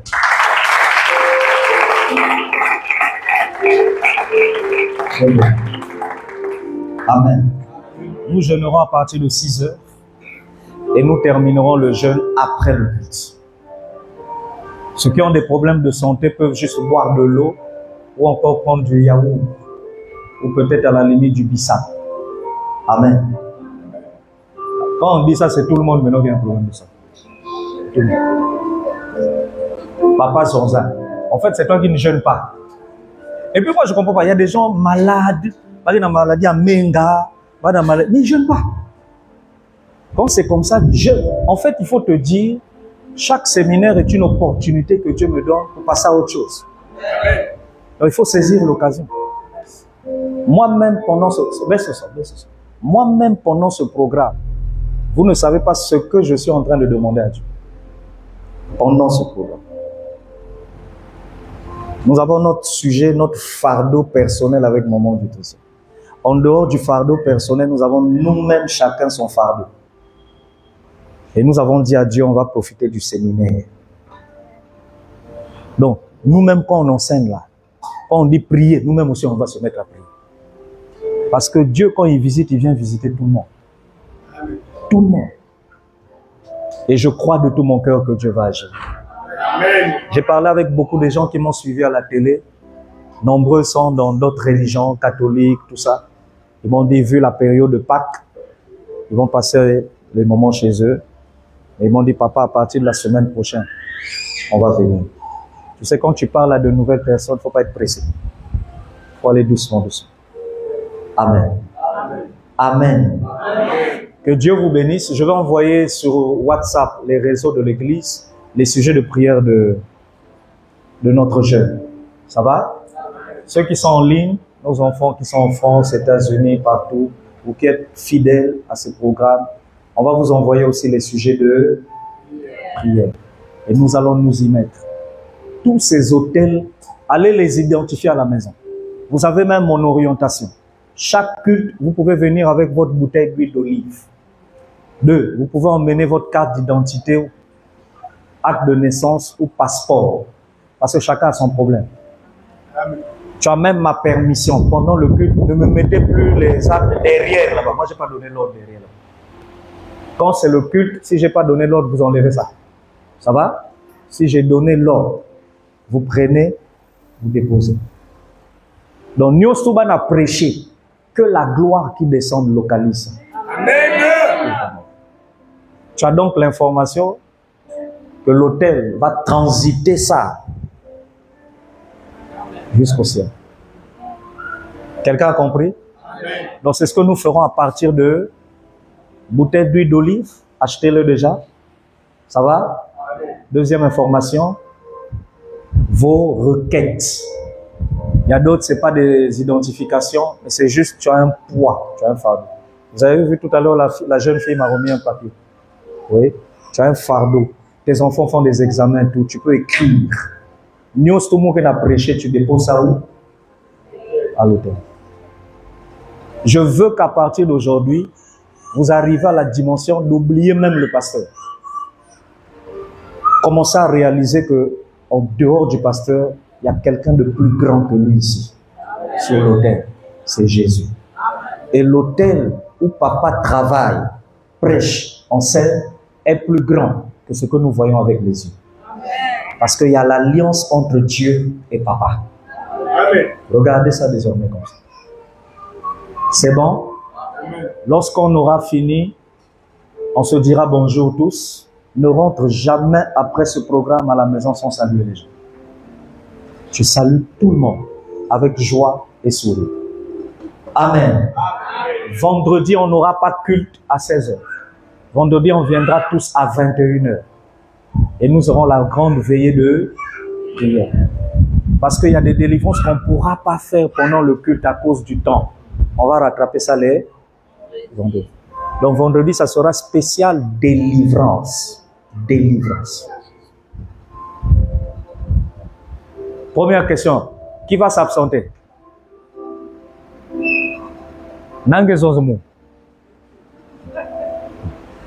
Deuxième question. Qui ne va pas s'absenter? Amen. Mère, Omoni.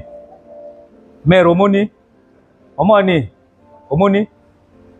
Ils ont levé la main timidement. Ils n'ont pas dit Amen. Il y a eu à peine 2 ou 3.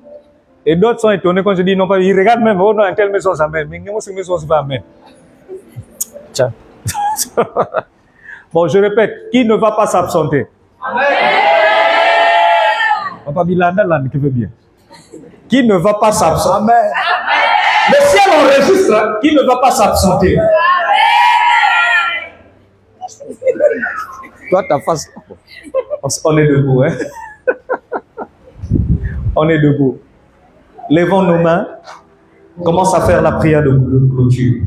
J'invite Pasteur Annie à nous bénir et à déclarer des choses agréables sur nous.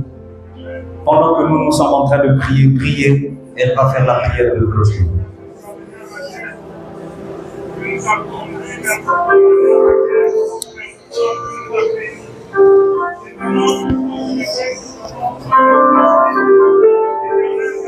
Prions au nom de Jésus, nous allons élever nos mains, à moitié élevées. C'est comme si tu recevais quelque chose de la part du Seigneur. Éternel Dieu, je te bénis. Le Dieu de l'apôtre Habib Poitiers. Je t'appelle ce soir, Seigneur, parce que c'est toi qui nous as parlé à travers ton serviteur. Nous te disons merci. Parce que tu nous as rappelé une chose en disant que c'est un problème d'autel contre autel. Et nous savons que nous avons la victoire parce que notre autel avait dit nous combattons dans la victoire. Voilà pourquoi nous te disons merci. Merci pour la solution. Merci pour la délivrance. Ta parole me dit, si vous demandez quelque chose, croyez déjà que vous l'avez reçu. Et cela vous serait accordé. Voilà pourquoi moi, mes frères et sœurs, nous acclamons Seigneur avec les acclamations de la victoire. Parce que nous avons reçu notre délivrance au nom de Jésus.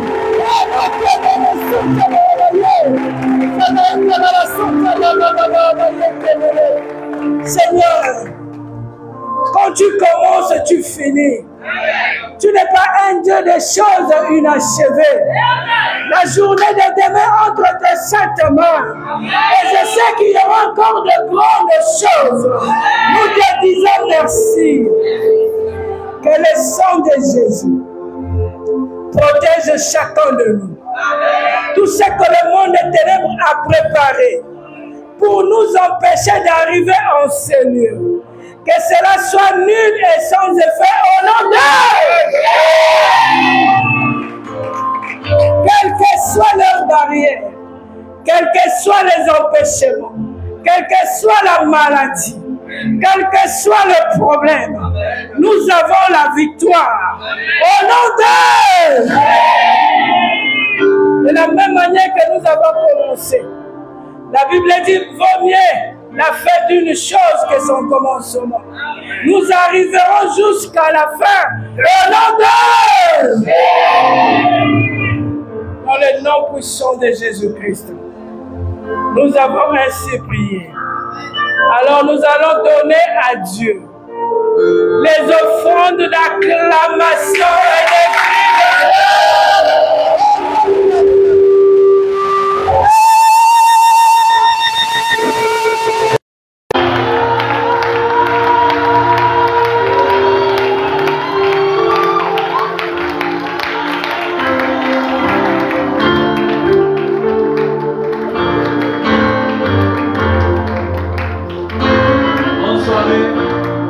Allez, on appelle le Seigneur.